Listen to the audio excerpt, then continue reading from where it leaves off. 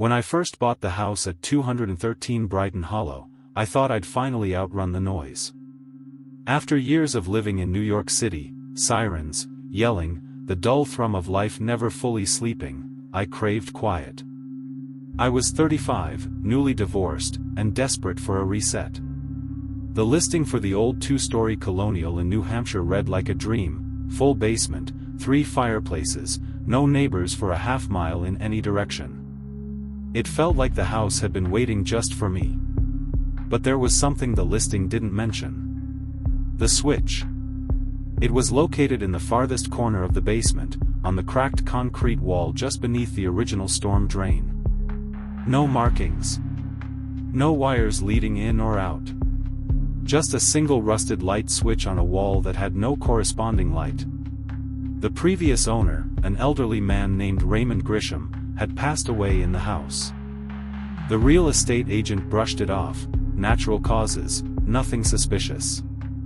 But locals in town had other stories.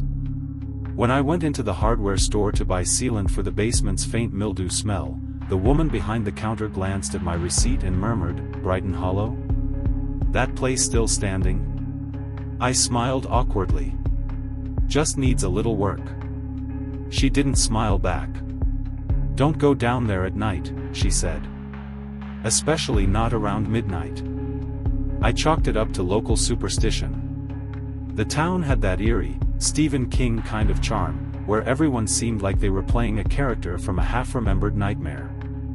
But still, something about her tone stuck with me. My first night in the house, I didn't unpack much.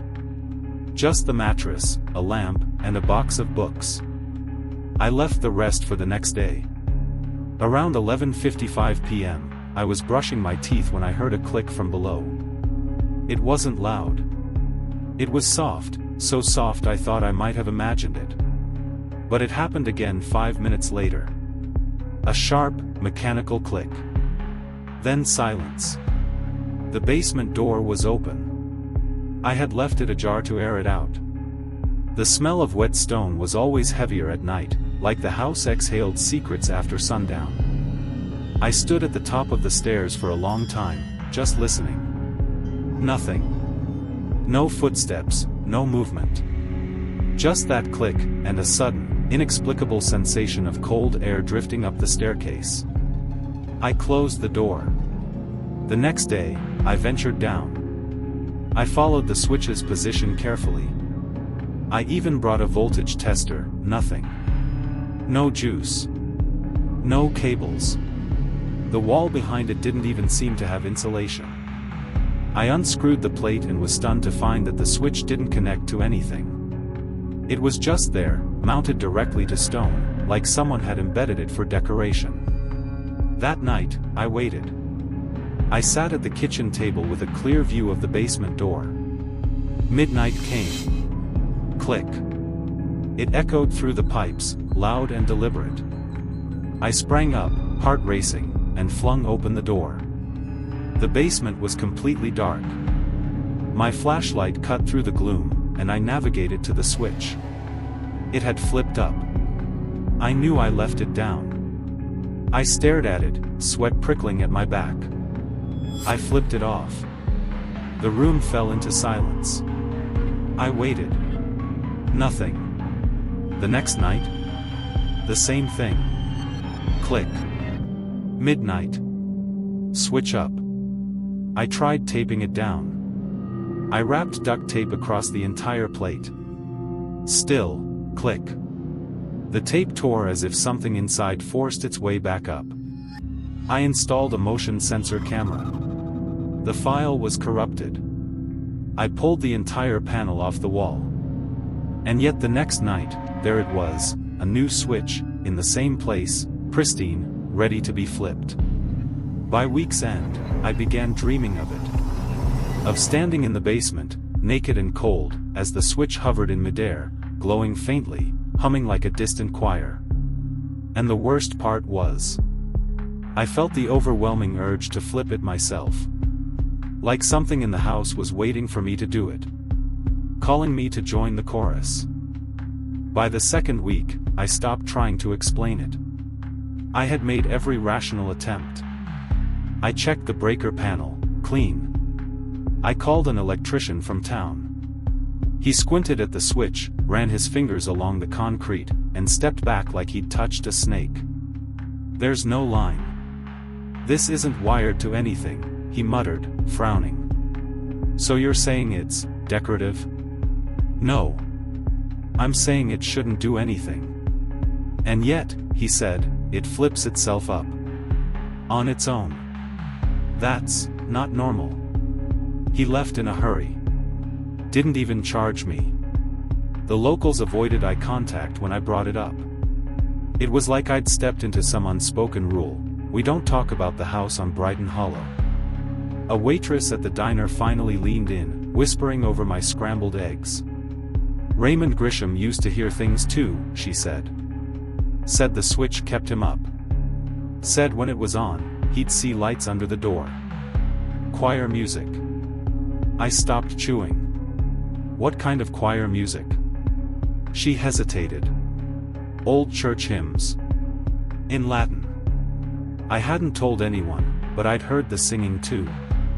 It started on the fourth night. Just after midnight, when the switch flipped on by itself again, I noticed a subtle glow from under the basement door. I crept down in my socks, stood frozen in the kitchen, and heard the faint sound of voices, distant, perfectly in tune. It wasn't random humming. It was organized. Controlled. A choir, with parts and structure and rhythm. It wasn't English. The syllables felt ancient, stretched by deep, resonant throats. The voices came from the basement, but the room was empty. And yet, impossibly, the switch was warm to the touch. I tried to record it. My phone wouldn't cooperate. Every time I hit record, the app would freeze. One night, the screen split down the middle, showing two versions of my face from the front camera, one smiling, one absolutely motionless. I smashed the phone the next morning. I called my sister Rachel in Chicago and asked if I could come visit. She heard something off in my voice, something I couldn't mask. "Sure," she said quickly. "Are you okay?" I said yes. That night, the switch flipped on again. This time, when I opened the basement door, the light wasn't under the door. It was on the stairs. A faint line of illumination crawling upward like fog, stretching toward me. I took a step back. And then another. The voices grew louder. Still soft, but closer now. No instruments, just breath and harmony. And beneath it all, a single organ note, a deep vibration that didn't come from the basement, but from the walls themselves. I slammed the door shut. I didn't sleep. The next morning, I packed a bag and drove 5 hours straight to Rachel's. I didn't tell her everything, just that the house felt off, and that I needed a change of scenery. She poured me coffee and let me crash in the guest room. I was exhausted. Mentally unraveled. But at least I was away from that damned switch. Or so I thought. Because on my third night in Chicago, at exactly 12 a.m., the guest room lamp turned itself on. Not flickered. Switched on. I sat up in bed, heart pounding. And from the hallway, I heard it. That same, chilling harmony. The choir had followed me. Rachel didn't believe me.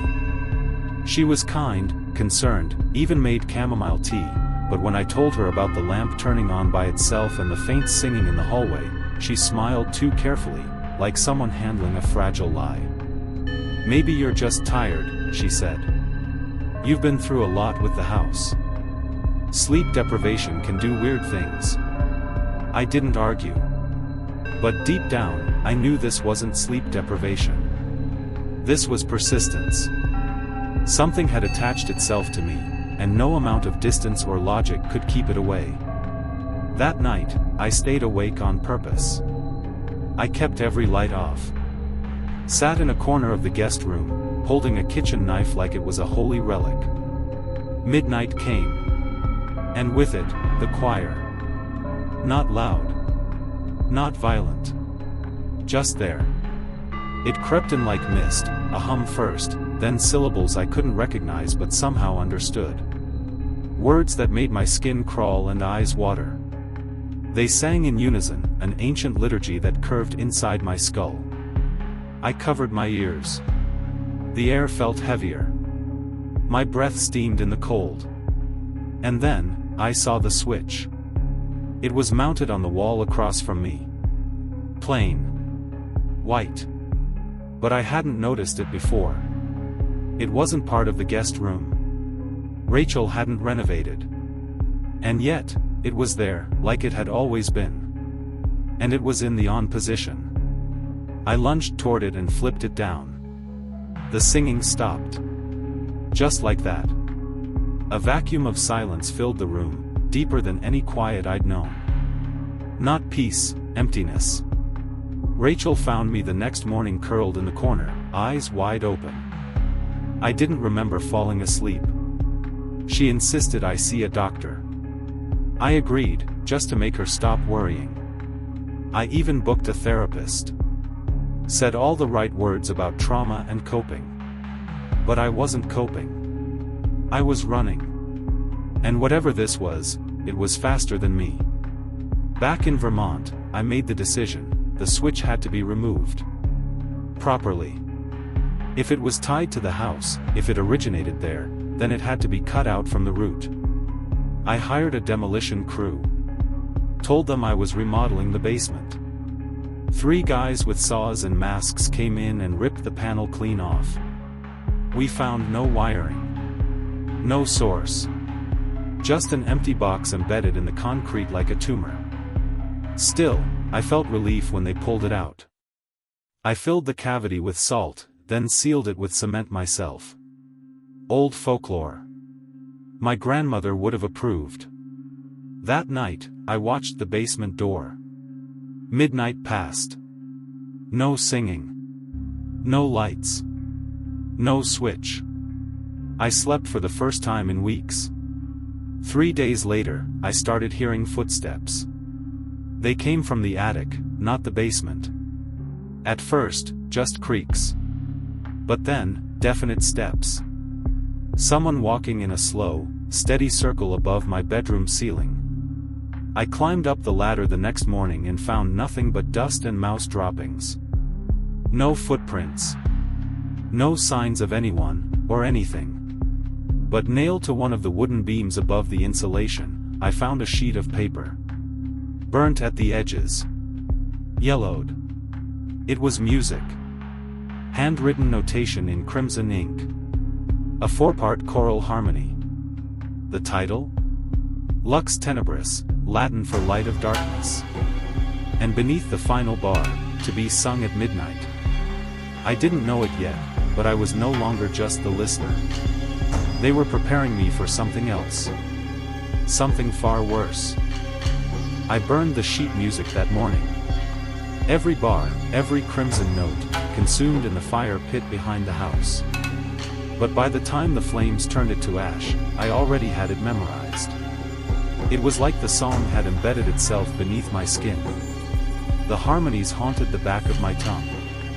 When I closed my eyes, I could hear the altos rising under the tenors, as if my own mind was orchestrating a concert I never asked for.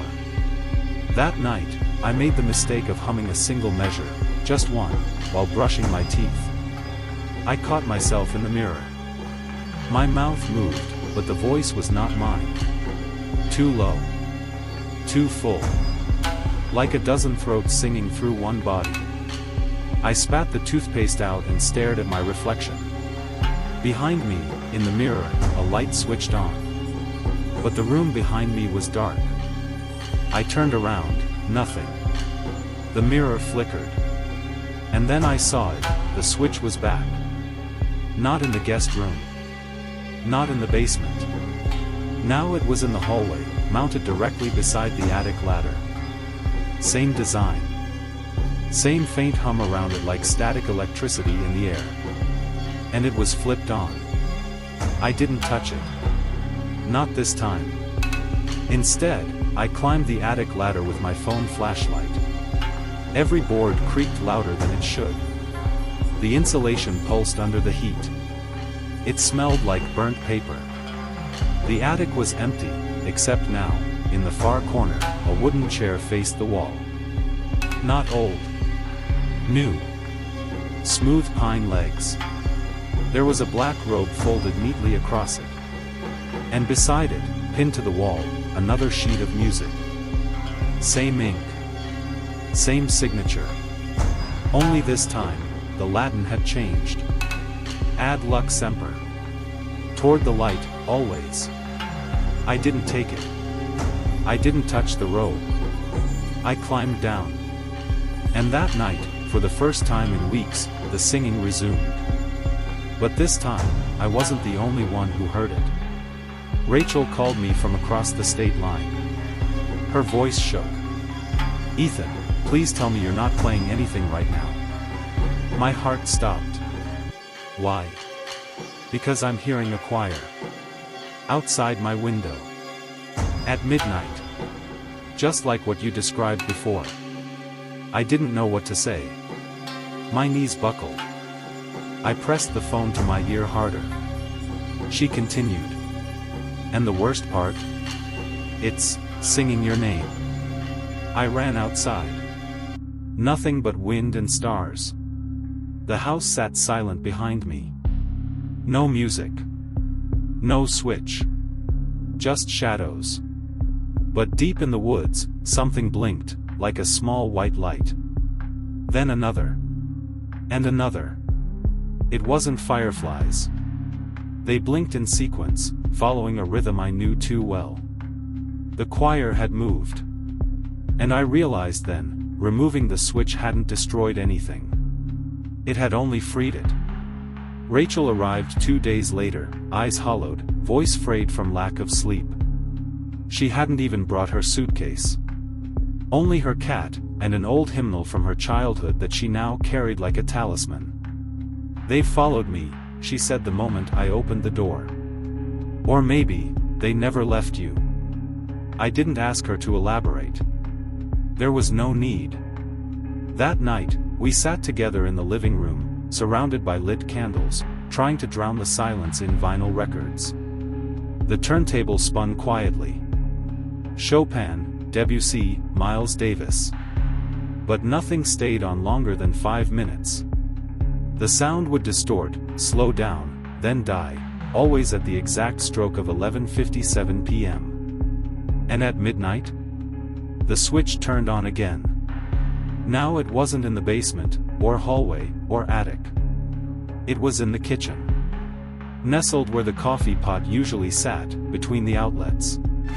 Embedded perfectly into the wall. No seams, no wires. Just there. Humming softly. Rachel's face turned white. It's feeding off location. Off intention. Every time we try to ignore it, it gets closer to where we live. I walked up to it, heart hammering. The moment I raised my hand to touch it, the bulb above the sink flickered to life. From the hallway behind us, we heard footsteps. Slow. Deliberate.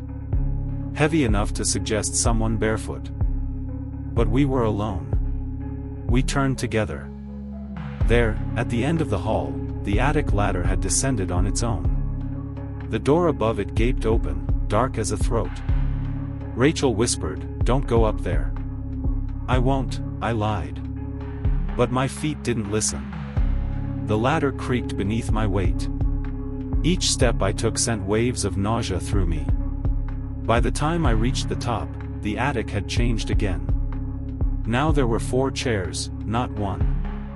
Arranged in a crescent. And hanging on the beam was a length of rope. Not tied into a noose, no. Into a bough. Like a gift. A black velvet ribbon knotted elegantly, trailing down like an invitation. And in the center, where the music had once hung, there was now a mirror. Old. Cracked. It didn't show my reflection. It showed a choir. Boys and girls in funeral robes, eyes closed, mouths open in silent song. Their faces looked vaguely familiar, One like a neighbor who disappeared years ago. Another, like Rachel as a child. And the one in the front? He looked exactly like me. But with his mouth stitched shut. Suddenly, music blared through the attic. Not from the mirror. From the kitchen downstairs. Rachel screamed my name. I turned and bolted down the ladder, but the attic door slammed shut behind me mid-step. My foot slipped. I tumbled down, hitting each rung, barely catching myself at the last second. She was in the kitchen, facing the switch. "It's singing again," she whispered, eyes wide. And indeed, the walls themselves seemed to vibrate with voices. Ad lux semper. Ad lux semper. Always toward the light. But the light they followed, the one that lit each time the switch turned on, it wasn't just illumination. It was command. The house wasn't haunted. The house was performing. And the conductor was still tuning his instrument. I don't know how long we stood there. Rachel and I, side by side, bathed in the cold light of the humming kitchen switch. The melody, that damn chant, now bled through every surface. Not just the walls. Not just the attic. But the floorboards, the windows, the vents. As if the house had grown lungs, and each whisper of the choir was its breath. Ad lux semper. Ad lux semper. It was louder now. With every midnight switch, it gained volume. Strength. Clarity. As if the house wasn't haunted, but being rehearsed. I turned to Rachel. "We have to break it." Her eyes didn't leave the switch. "It doesn't want us to break it. That's why it moved. That's why it grew. It needs us to watch. That's part of the ritual." "What ritual?" She pulled out the hymnal she'd brought and flipped to the back cover. Scribbled there, in a frantic, unfamiliar hand, were 3 words. Ad lux semper. She held it up. "This isn't Latin from the Bible. It's not even Latin at all."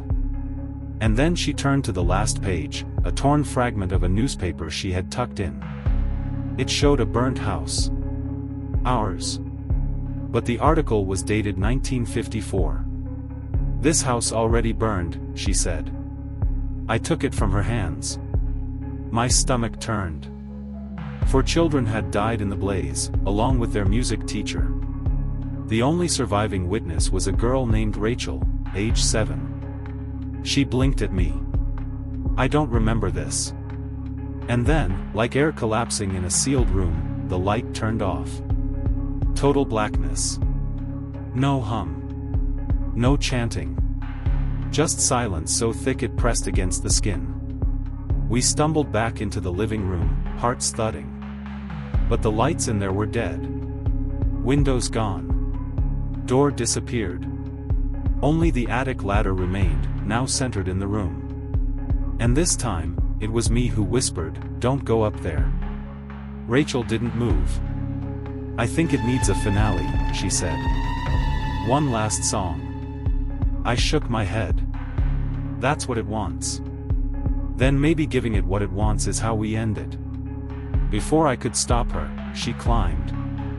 Each step echoed like a drumbeat through the house.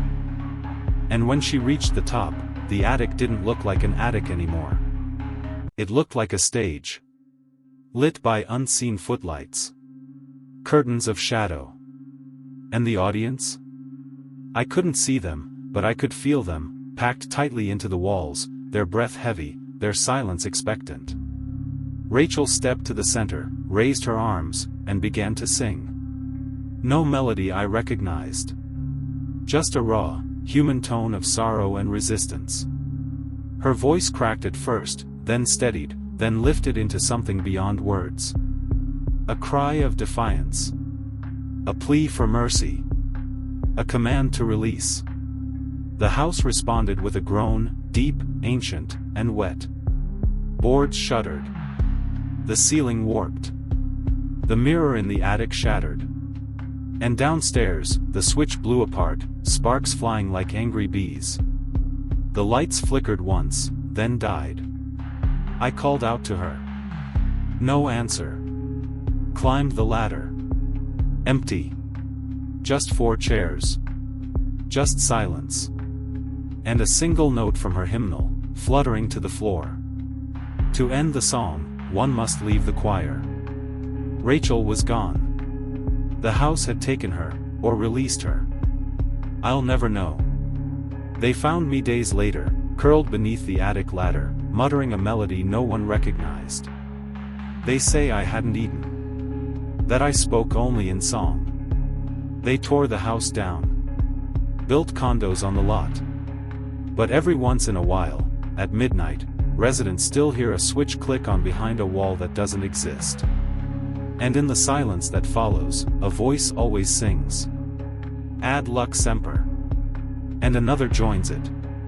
And another. And another. Until the house breathes again. Waiting for the next conductor. I was broke, cold, and out of gas on a November night in Utah when I saw the faded neon sign flicker to life through the snowfall. Sunset Pines Motor Lodge, vacancy. I almost didn't stop. The lot was empty, and the office looked abandoned. But something about the glowing V in vacancy, struggling to stay lit against the storm, felt like a whisper just for me. Inside, the lobby smelled like burned coffee and stale lemon cleaner. A small bell sat on the desk. I rang it twice before an old man shuffled out from the back room. He had a hunch in his spine like he'd been slowly folding into himself for decades, and his right eye was glazed over, milky and blind. The name tag on his shirt read, Curtis. Need a room? He rasped. Yeah. Just for the night. He didn't ask for ID. Just reached below the counter, grabbed a key, and slid it toward me without looking. Room 0, he muttered. I paused. Room 0? He blinked slowly, like coming out of a fog. Sorry, I meant room 10. He reached for another key, but I'd already grabbed the first one. I'll take 0. Kinda like the sound of that. Curtis hesitated, his lip twitching. Ain't supposed to rent that one. Why not? He didn't answer. Just muttered, suit yourself, and disappeared into the back. The building was a single long strip of rooms. I counted from one end, 1 through 9 were in perfect order, but then, nothing. No room 10. Just a narrow space between 2 walls where a door had been painted over.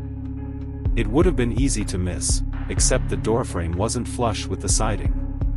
It jutted out slightly, like it wanted to be found. I pushed. The door opened with a groan like something being woken from a long sleep. Inside was cleaner than expected, plain bed, nightstand, old rotary phone, and a single chair facing the window. But something about the angles was off. The walls seemed too long. The air, too still. It was like standing inside a photograph of a room, rather than a room itself. I dropped my duffel bag and sat on the bed. The mattress was firm. Dust floated in the lamplight like ashes. Then I noticed something strange. There was no bathroom. No closet. Just 4 walls, 1 window, and a locked door inside the room I hadn't seen at first. A small, wooden door just beyond the headboard. Like a dumbwaiter or a crawlspace. I knocked on it, half-jokingly. It knocked back. 3 slow, hollow thumps. I stared. Waited. Nothing else. I must have imagined it. Maybe my hunger or fatigue had caught up with me. But as I lay back on the bed, something pressed softly against the other side of that small door. Not forceful, just present. As if someone, or something, was resting its head against the wood. I tried to sleep. But room 0 was not a room that slept. Not that night. And definitely not the ones that followed. I barely slept that night. Every time I drifted off, I'd jolt awake with the feeling that someone was watching from the corner, except there were no corners in room 0. The geometry of the room was subtly wrong, like it had been stitched together from other spaces. The ceiling sloped just a few degrees too far inward, and the walls weren't perfectly square. It gave the unsettling sensation that the room was leaning in on me. At exactly 3:09 a.m., the rotary phone on the nightstand rang. It wasn't plugged into anything. No wall jack. No cord. The first ring pierced the silence like a scream underwater. I stared at it, heart hammering, and let it ring again. And again. I waited until the fourth ring before I reached out, half out of compulsion, half out of dread. The moment I picked it up, the ringing stopped. But there was no dial tone. Just breathing. Low. Slow. Wet, like something exhaling through gills. Then came a whisper, garbled and dragging, a voice dragged from the bottom of a well. "Don't turn around." I froze. The voice didn't repeat. It didn't say anything else. But the breathing remained, slow and deliberate, as if waiting for me to disobey. I kept still. I didn't turn. Didn't breathe. Then the line went dead. I sat there for what felt like forever, the receiver still pressed to my ear, listening to the nothing. Finally, I forced myself to turn. Nothing behind me. But the small wooden door beside the bed was now ajar, open just a crack, maybe 2 inches. I hadn't touched it. And from that gap, something watched. I couldn't see eyes exactly, but there was the distinct awareness of being observed.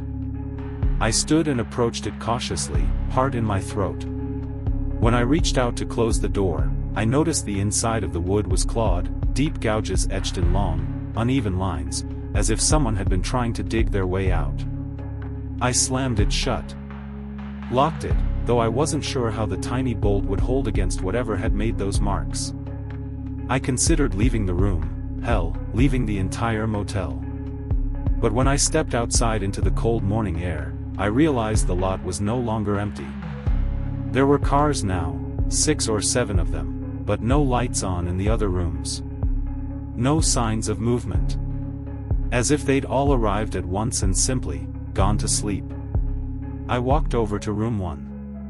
Knocked. No answer. I tried room 3. Same. At room 5, I pounded hard enough to rattle the doorframe. Nothing. Then I saw it. All the windows were painted black from the inside. I returned to room 0 in a cold sweat. That night, I placed the phone on the chair facing the window and pushed it as far away from the bed as I could. Then I set my duffel bag against the small wooden door like a makeshift barricade.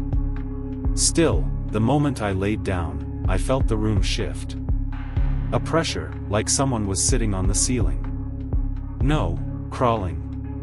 At 3:09 a.m. again, the phone rang. Only this time, it rang without ringing.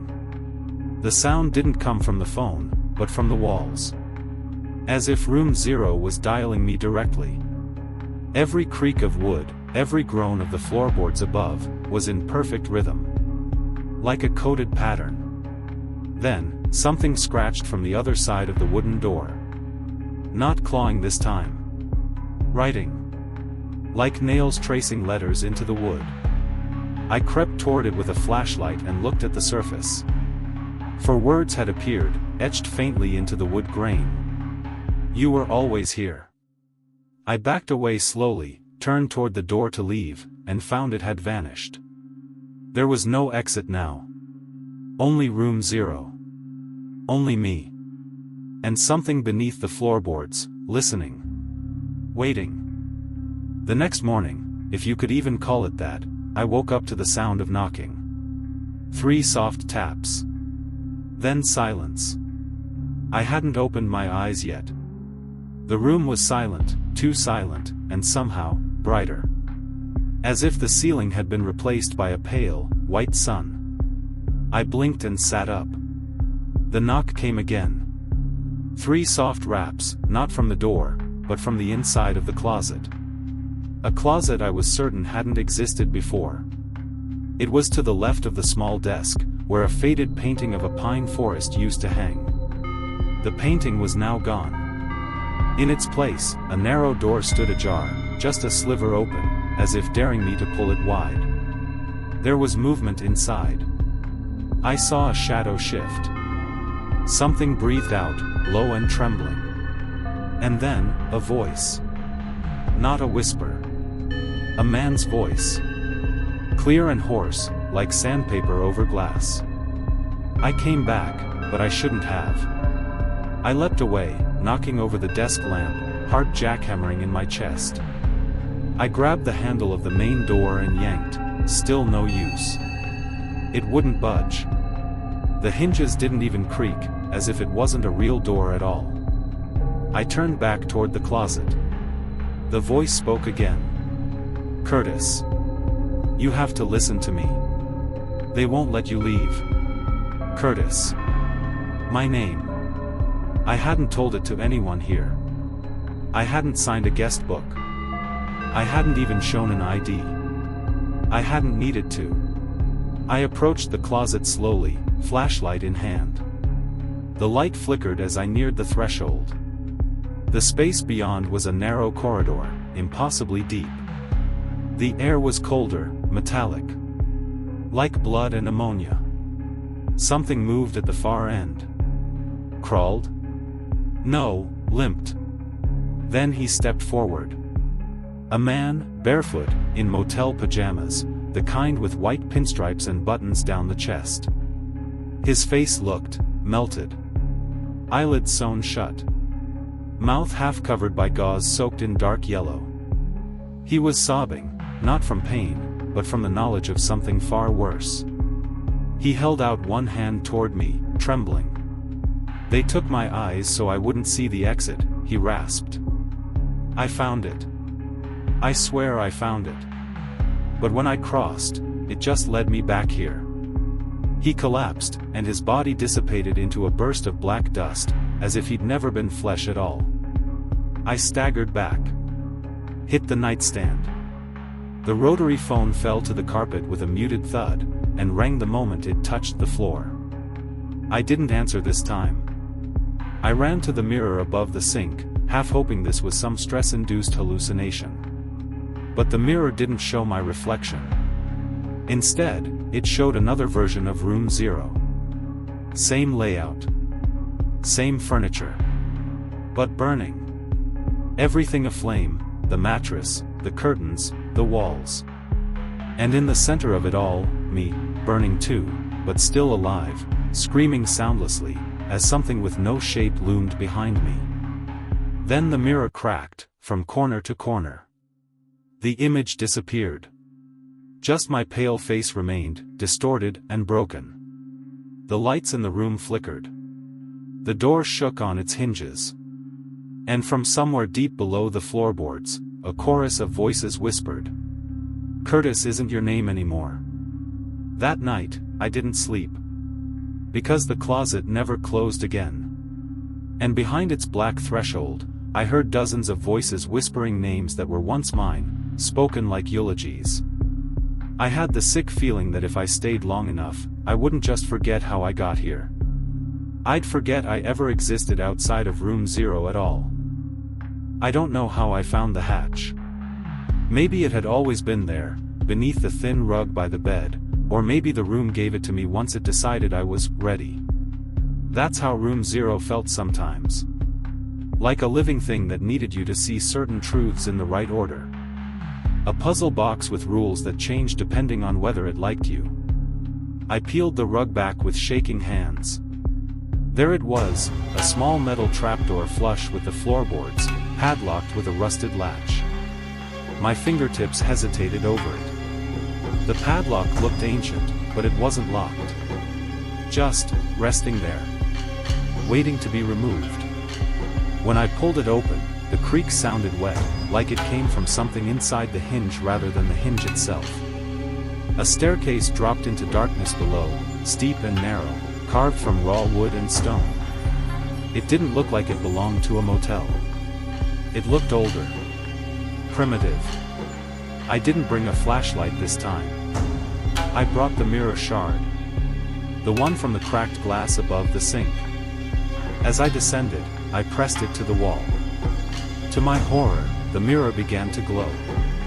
Dim at first, then flickering with pale blue veins, like it was remembering something it had once reflected.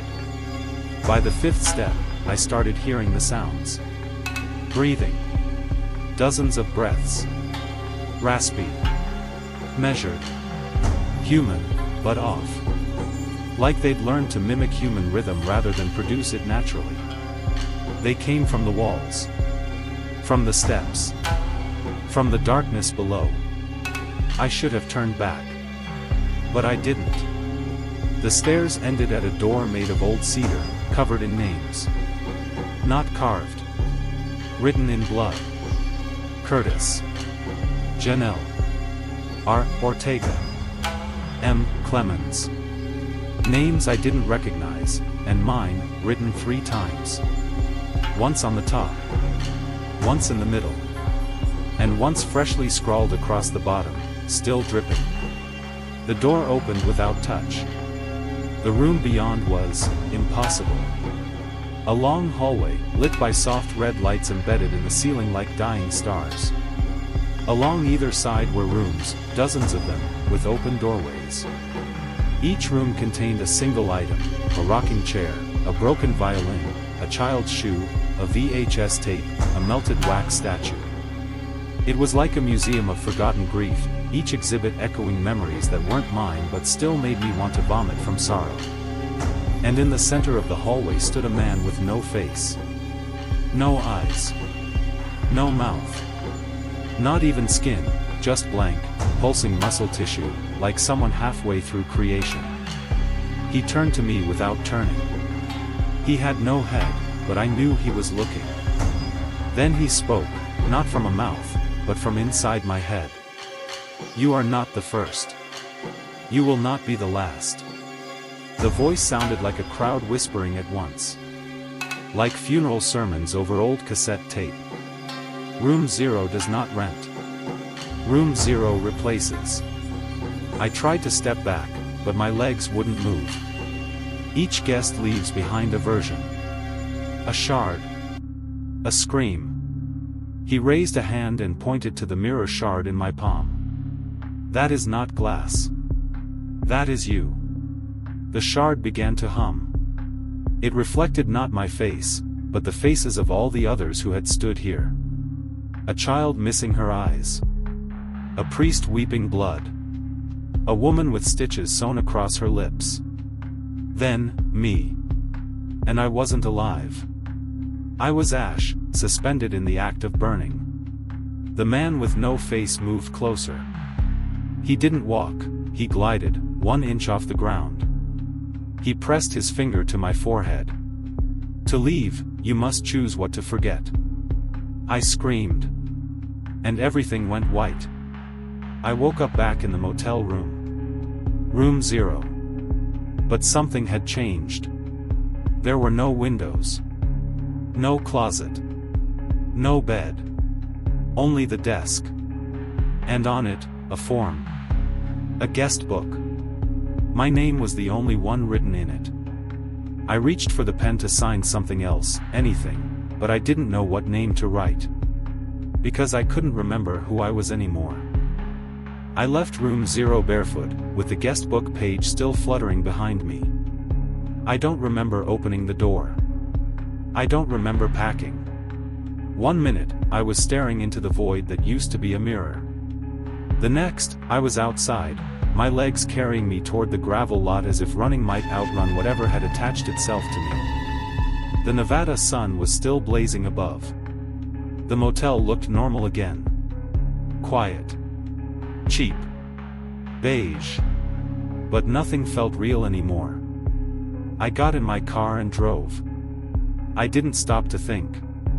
I didn't look back. I just drove.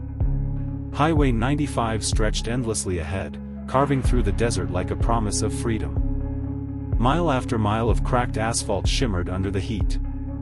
The radio was dead. My phone didn't recognize service. No GPS. No signal. Only static and the sound of tires chewing dust.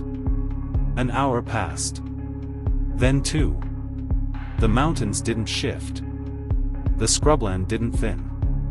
And then, just as I was about to pull off for a piss break, I saw it. The motel. The same sign. The same cracked neon bulb spelling out, Sunview. The same broken O. I slammed on the brakes. Skidded hard. Dust screamed around me. This couldn't be happening. I hadn't made a wrong turn, I hadn't turned at all. I'd driven straight, for over 120 miles. I should have been close to Reno by now. But there it was. The same gravel lot. The same vending machine with the empty slot marked Dr. Pepper. And in front of room 0, a flickering porch light turned itself on. I didn't go inside. Not yet. I took a side road instead. Dirt. Bumpy. Winding.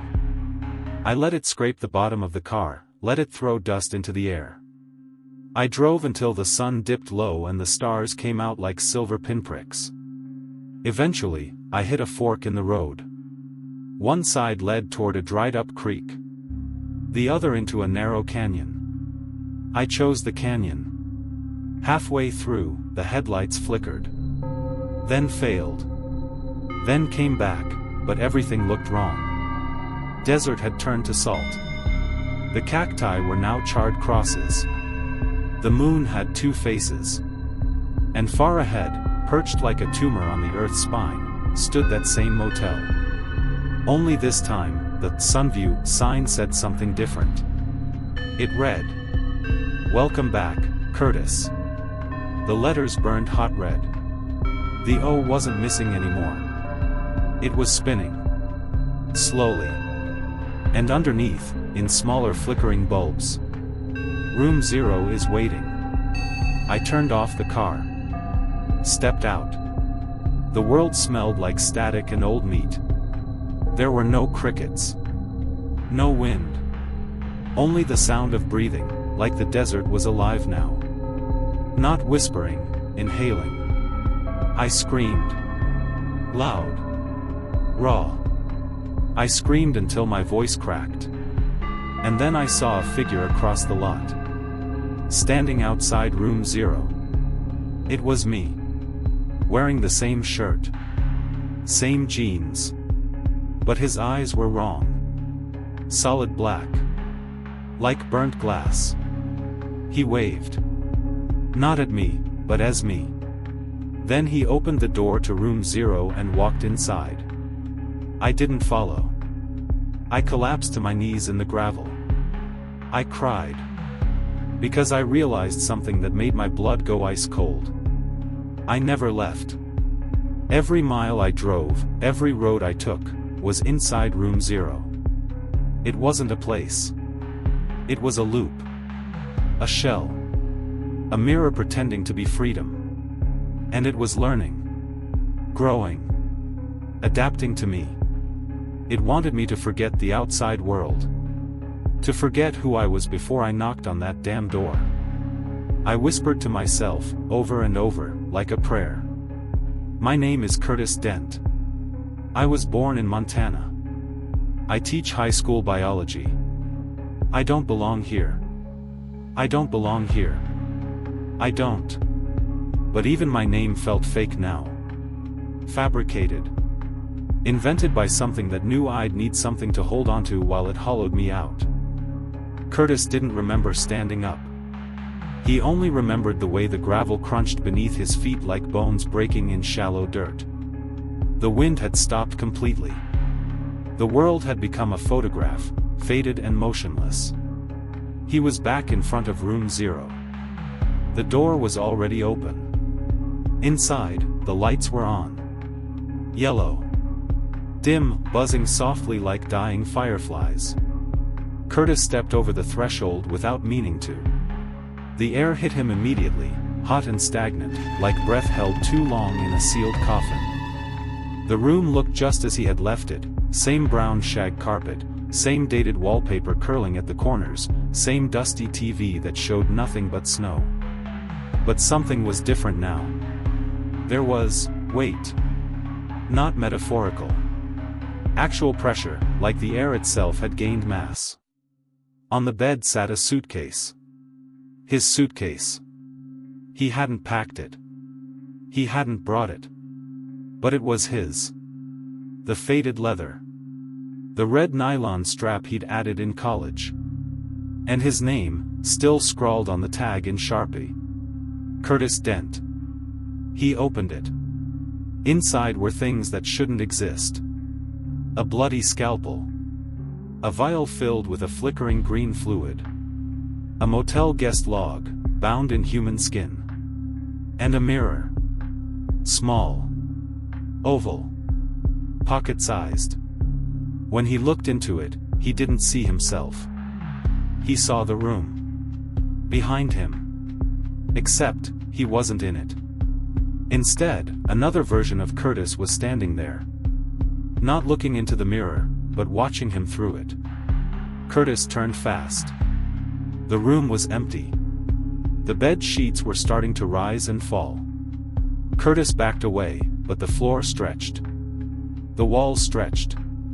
The ceiling began to breathe in sync with the bed, inhaling and exhaling like a living lung. From beneath the floorboards came whispers.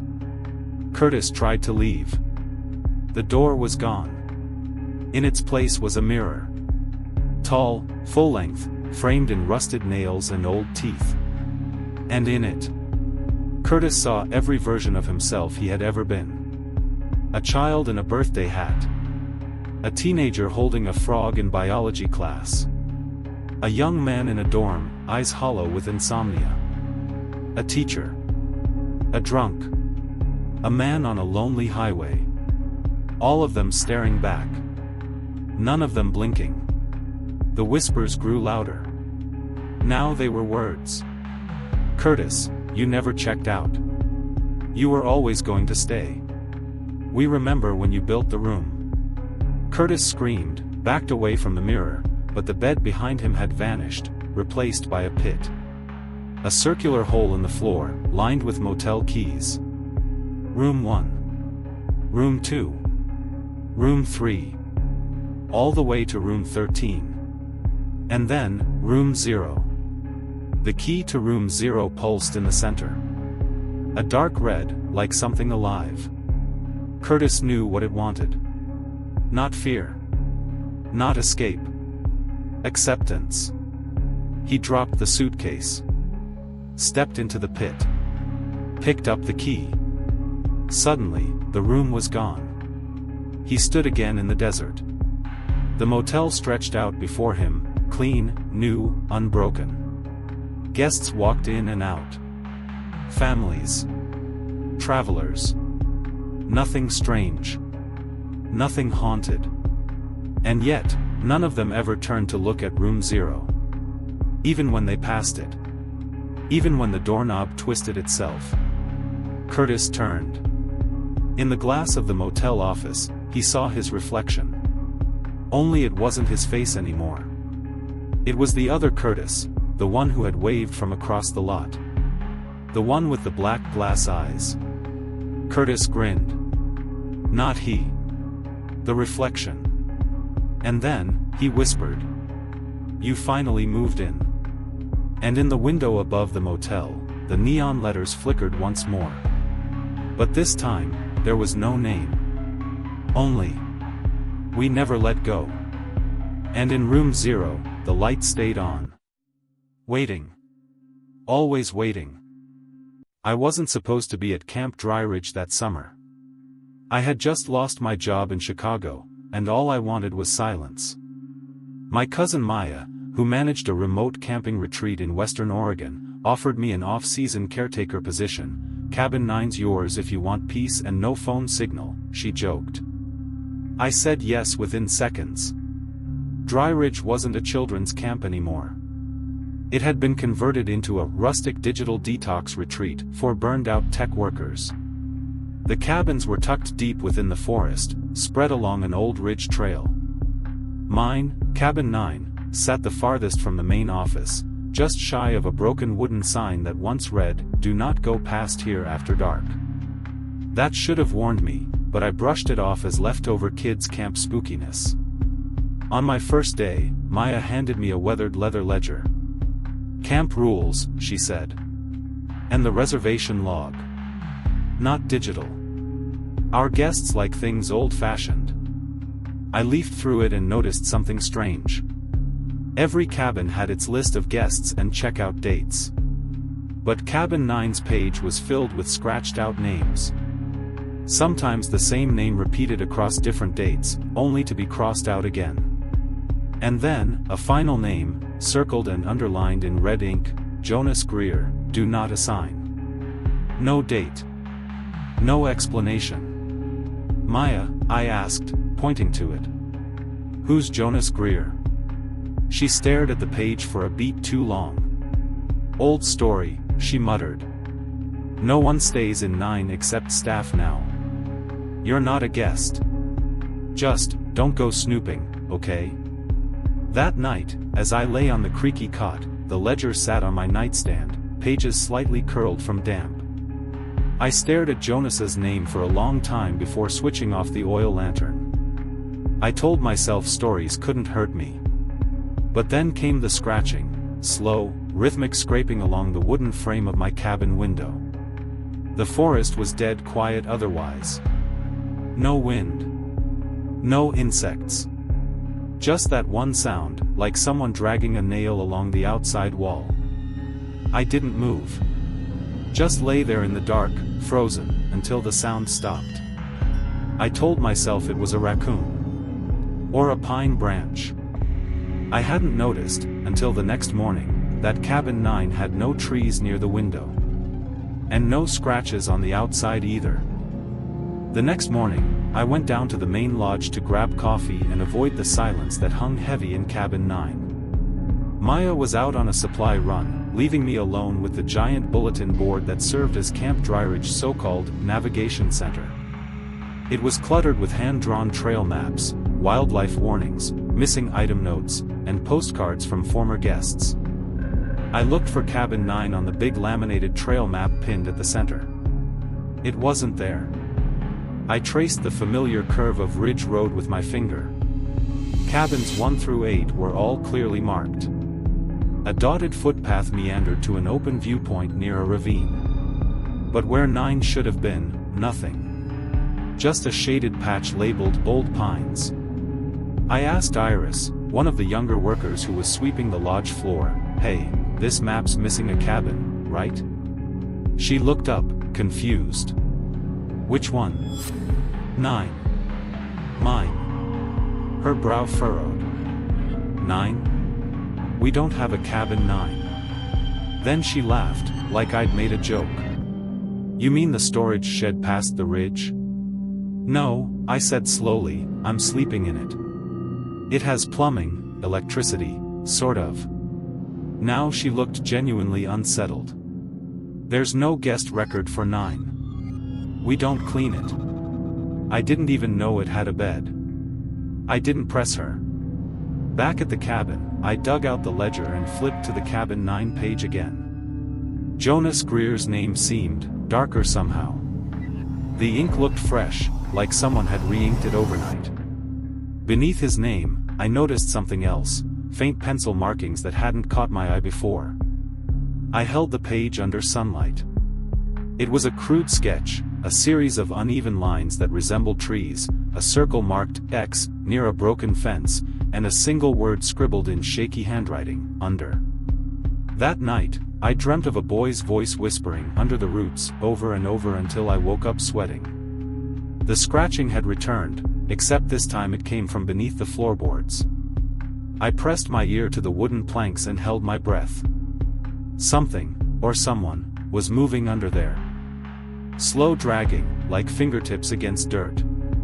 When I whispered, "Hello," the movement stopped. And a knock answered from below. I leapt back, heart hammering.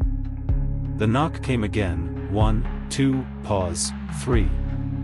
A rhythm, deliberate and slow.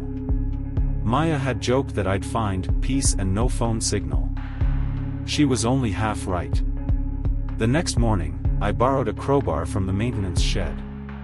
I had to know what was under. I waited until noon, when the woods felt least haunted, to wedge the crowbar beneath the floorboard nearest the center of the cabin. The boards protested, shrieking against nails that hadn't moved in decades. Dust filled my lungs. I pried up 3 panels and knelt beside the exposed crawlspace. What I expected to find was wiring. Maybe rodent nests. But what stared back at me was a face. Only for a second. A pale blur disappeared into the shadows below like it had ducked away, retreating deeper into the black soil. I yelped and almost fell backward, catching myself on the windowsill. My rational mind fought to explain it, a raccoon, a trick of light, some weird optical illusion. But my body knew better. Every nerve in my arms buzzed like they'd been shocked. Something had seen me. Something human-shaped. I fetched my flashlight and beamed it into the space beneath the floor.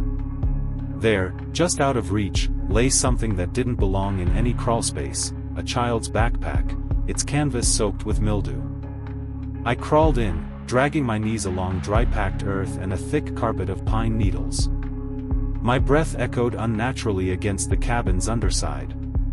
The backpack was zipped. I undid it slowly. Inside was a boy's drawing, carefully folded, a cabin, a lake, and a figure with black scribbles for a face standing by the window. Next to it, a weathered notebook with blue-lined pages. On the cover, Jonas G. in childish scrawl. I opened to a page in the middle. The entries were disjointed. Fragmented. One read. Nights are louder now. I hear the man in the walls. He says my name even when I don't breathe. Another. Ms. Lang doesn't believe me. She says this cabin's empty. But I see the eyes. They don't blink. And then one final sentence before the ink trailed into a rip.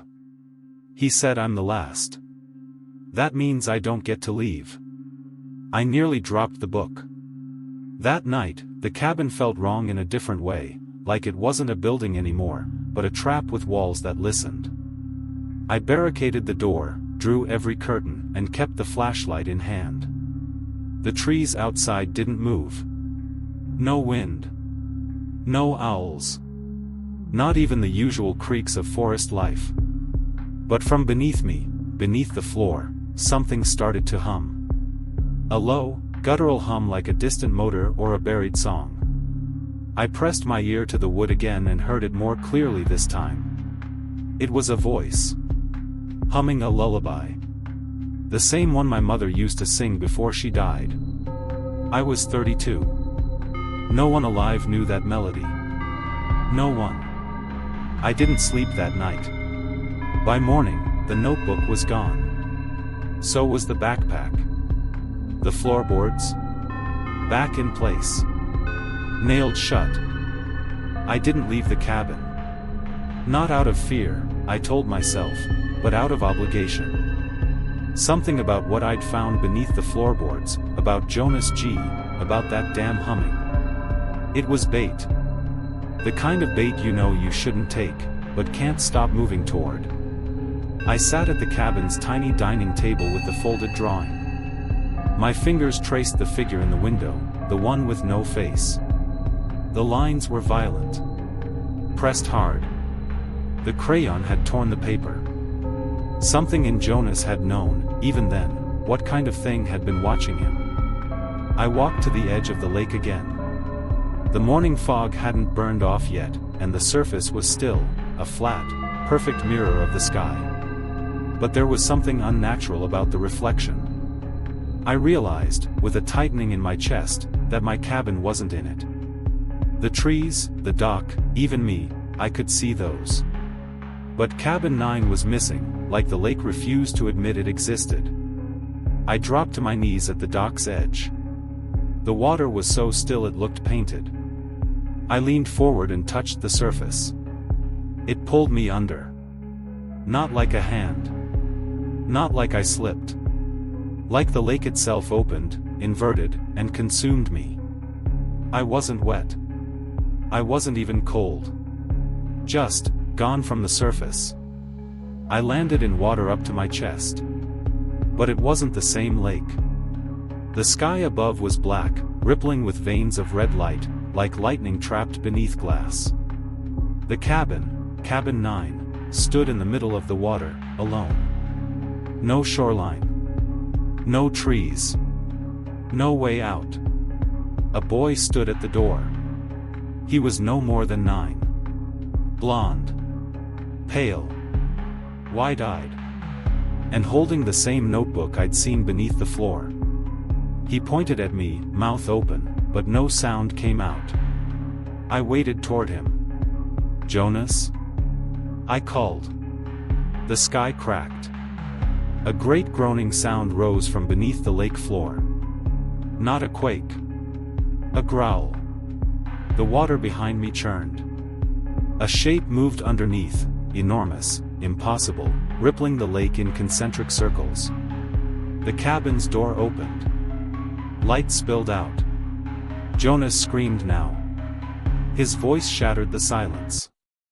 But it wasn't directed at me. Behind me, something rose from the water. I didn't turn. I ran. My legs pumped through water like molasses. I grabbed the dock's edge, scrambled upward, dry again, back in the real world, coughing, gasping, skin untouched by water. I was alone. Or so I thought. A boy's voice whispered behind me. "He wants you to finish the song." I turned. No one was there. But humming drifted from the tree lean, faint, familiar, and horribly wrong. I didn't sleep that night. Not after the lake. Not after the boy's voice. I pushed the dresser away from the wall again and stared at the dark seam in the floorboards. There had to be more. The humming hadn't stopped, it was louder now, less like a tune and more like a chant. It didn't loop. It evolved. It shifted in strange intervals, like something learning how to sound human. I pried the boards up again. The notebook was still there, along with something new, a metronome. It was old. Brass body, wooden base. Still ticking. But it hadn't been there yesterday. I wound it back instinctively. Tick. Tick. Tick. As it began to swing, the humming outside synchronized with it. Each beat aligned perfectly. The wind in the trees stopped. The crickets stopped.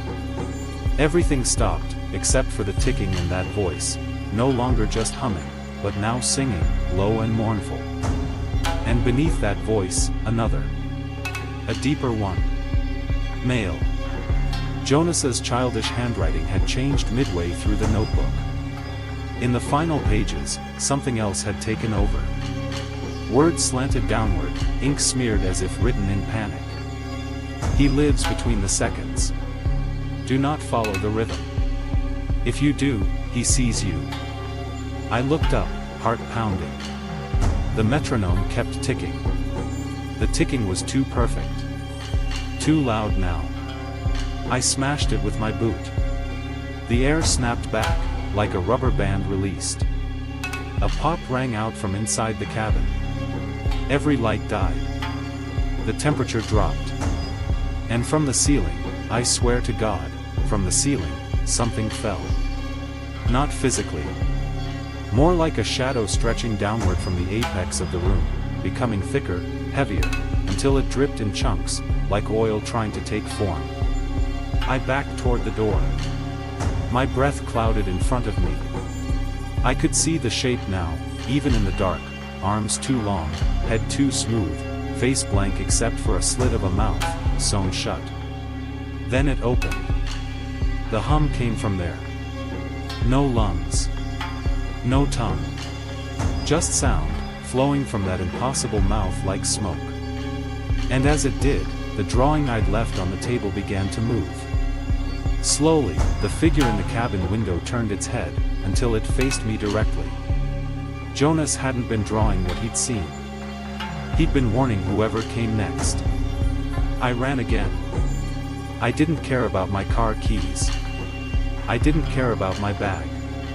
I hit the front door at full speed and didn't stop until I was on the dirt road, panting under the moonlight. The woods were still.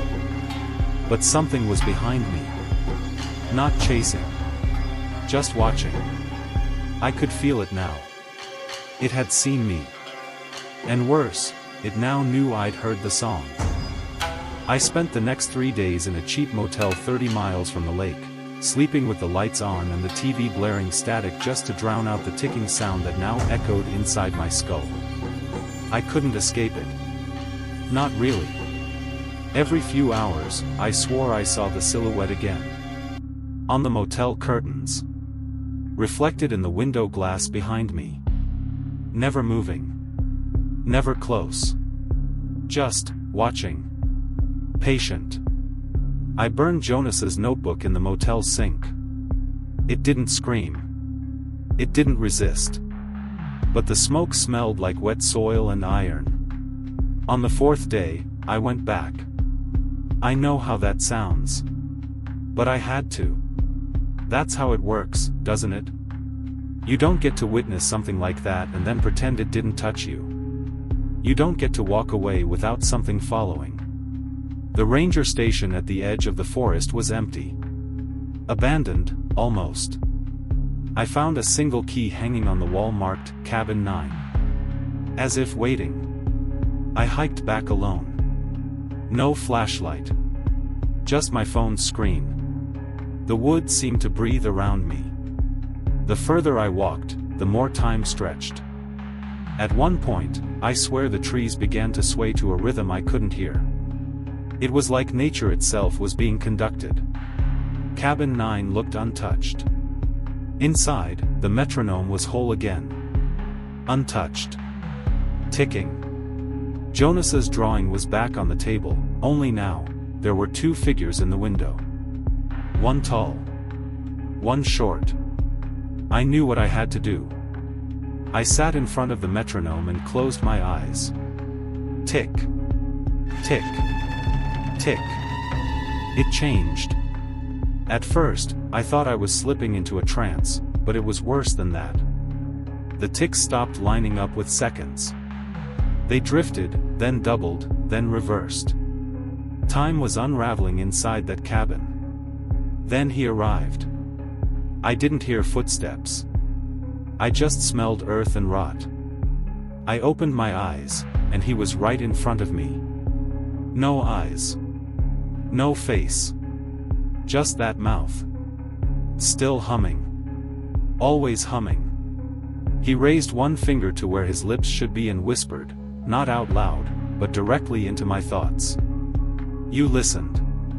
I couldn't speak. You kept the beat. So now. A pause. The metronome froze. You must take my place. He reached for me. But I ran. Again. Only this time, I didn't make it far. The moment I stepped outside the cabin, the woods looped. I walked forward for hours, always returning to the front porch. Time had stopped. Or bent. Or cracked. I tried breaking the metronome again. I tried smashing the floorboards. I tried burning the whole cabin down. But every time I turned away, even for a blink, it all reset. Like a cursed vinyl skipping the same haunting second over and over again. Now, I sit. And I write. Because I understand now. The boy never left either. That's why his voice still lingers. Why his notebook kept coming back. He didn't die in the lake. He was absorbed between the seconds. And soon, so will I.